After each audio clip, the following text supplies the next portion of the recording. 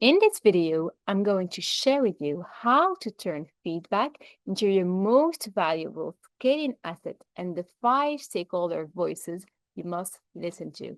Welcome back to my channel. This is Leila, and this episode is part of a series of episodes that I recorded to explain the methodology that is based on my book, $1 Billion Purpose, that you can find in the description.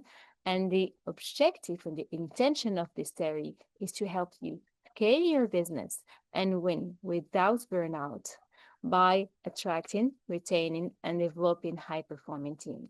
This video is really based on your product, on your service, and the value that you put in the word so that you collect value for your business. And in this, feedback is something that will help you scale further than anything else. So if you're making decisions based on assumptions, if you find yourself thinking that you know what your team wants, that you already know what your investors need, that you already know what your customer says, that might be the reason you're stuck. And this episode is about something most founders think that they're doing, but aren't consistently doing or deeply enough. So let's dive in and let me present you the important shift that will make everything easier for you. The phrase that will keep each founder stuck, and it happened for me as well, is I already knew that. I already know that. Oh, I already know that. I don't need to ask, I already know that. And the mindset that will unlock your next level of growth is tell me more about it. And too many founders, especially with early success, we scale based on instinct, we scale based on fast wins, and we scale sometimes based on internal debates in our heads. But in a complex business environment, guesswork isn't strategy. If we want to grow with confidence, whether it's raising capital, it's retaining top talent, or accelerating our revenues, there's a simple principle. That is to start asking. And let me share with you a personal story that changed everything for me when I shift from guessing to start asking. And I will explain after that what we mean by asking and to whom and how that helps you scale your business. So early on in my career, I started my career by being operational consultant. And then I moved to being a strategy consultant. And when I moved to being a strategy consultant, what I saw at my colleagues is that most of them were working long hours, building business cases based on market research. And when I was an operational consultant, I used to work with the teams on the ground. I used to do statistics, I used to build tools, I used to build like models, coding. And something hit me in my discussions with my careers when I moved to strategy consulting. And I asked them, why are you spending so much time on outdated resources? I didn't get it, especially in a moving environment right now. Like the data of 2 or 3 years ago is not the data of today anymore. So even 2, 3 years ago is already outdated. And I asked them also like, why aren't you including more operational employees at your client's office to help you build and shape something that you can operationalize? Something that is operationalizable, okay? And I had this constant voice in my head.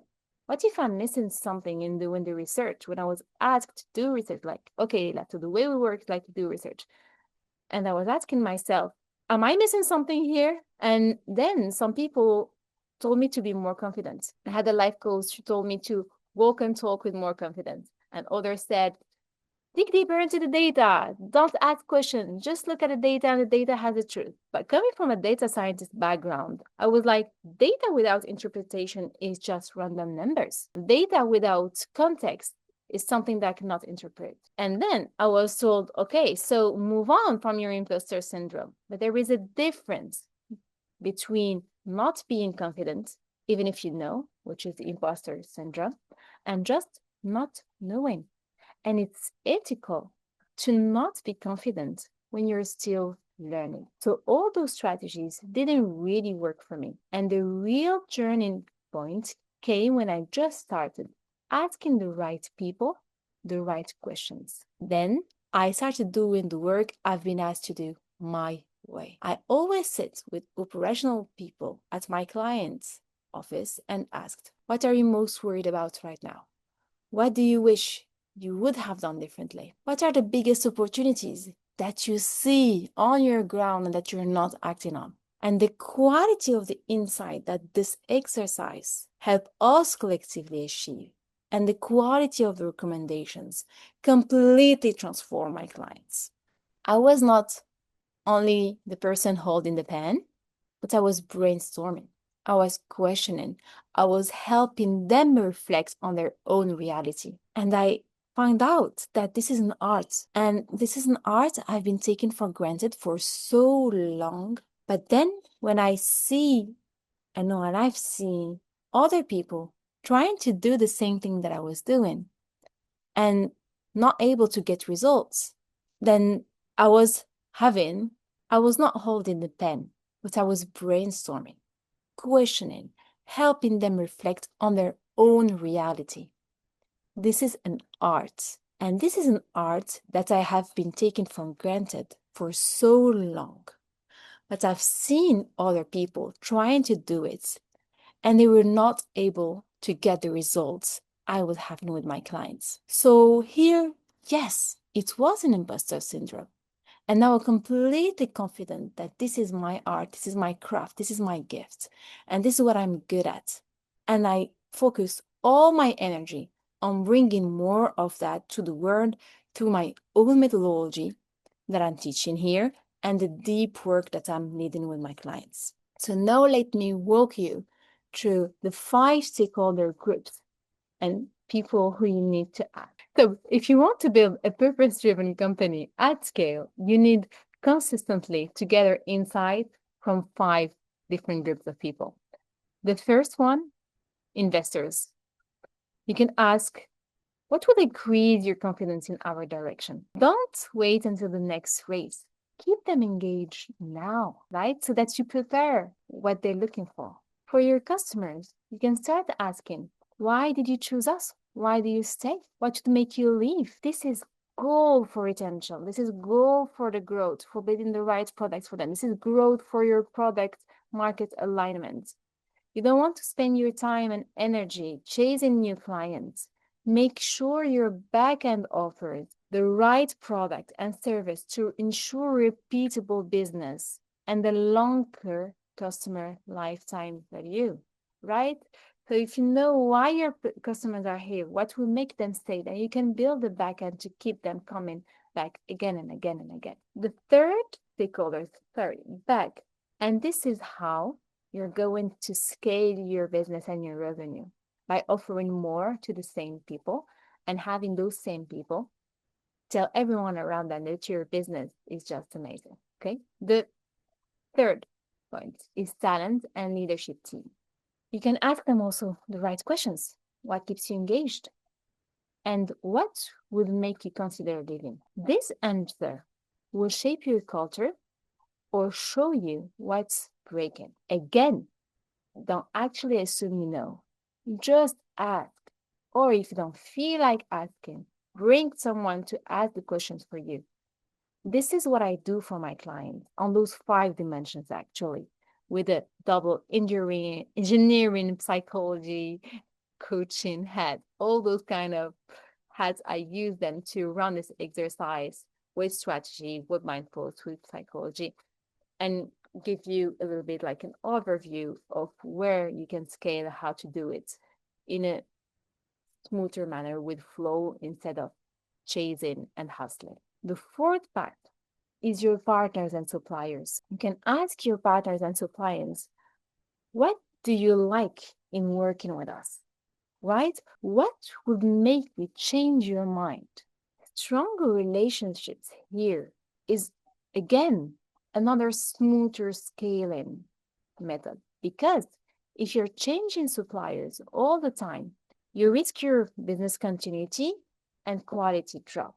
So you want, when you have great suppliers with great price, you want to keep them engaged and delivering high value so that you don't lose your time, your energy chasing other ones, and that your business continue to deliver value to your client all the time. Say, oh, I'm sorry, I cannot deliver right now. I don't have the suppliers to deliver. This is very bad for your business. And the fifth one is the brand perception in the public. So how are you seen in the market? Ask, go and see, go and watch. You can now, with the technology, you can do so many things on the internet to understand what's your brand, what people are saying about it, and so on. Do people trust you and trust your impact? Because reputation, and we're talking about reputation here, it attracts your talent, it attracts customers, it attracts capital, or it repels them. Okay. And I want to share with you two real world examples. And let's look at two companies that scale not through guessing, but through stakeholder orientations, so that you have concrete example how to apply this on the ground. Let's look at Airbnb. Airbnb, they created a host advisory board to deeply understand host needs. They don't only see guest preferences. They listen to cities, they listen to regulators, they listen to local communities. And that's how they scaled globally without burning bridges. They didn't just assume that what was working, for example, in US will work in another another country. They went there, they understood, they talk to the right people, and then they integrated that into their strategy. If we talk about another example, let's take another example, Lego. In the early 20s, yeah, Lego almost collapsed. Let's talk about Lego. In the early 20s, Lego almost collapsed. And their turnaround was to listen to fans through Lego ideas. They involved their employees in innovation and they engaged their suppliers directly. And they rebuilt not just their products, but trust. And their business since they're skyrocketed. So what if you make this a habit for your business? What would happen if you made your stakeholder feedback a habit and not a one-off exercise? Your investors will stay aligned and engaged. Your customers will help you shape your roadmap. Your talent will grow with you, not away from you. And your brand would earn trust and not just attention. And this is the fastest way to scale because it's not about doing more, but listening better. So in the description, what you will find is the link to the book if you want it. You will also find a link to a cheat sheet that you can use to ask those questions, right? So that you can apply what you learned today and not just learn here. And these tools that are in this description will help you ask the right questions to the right people and capture the insight you need to scale with clarity. So if you want to use my questions, feel free to do so. So once you've collected all the insight, the next challenge is knowing what to do with it. Okay? Because many founders fail not from lack of vision, but from trying to fix everything at once. So in the next episode, I'll show you how to identify your highest leverage priorities using a simple method I call the chain of causality, and how focusing on just a few key moves can unlock exponential sustainable growth.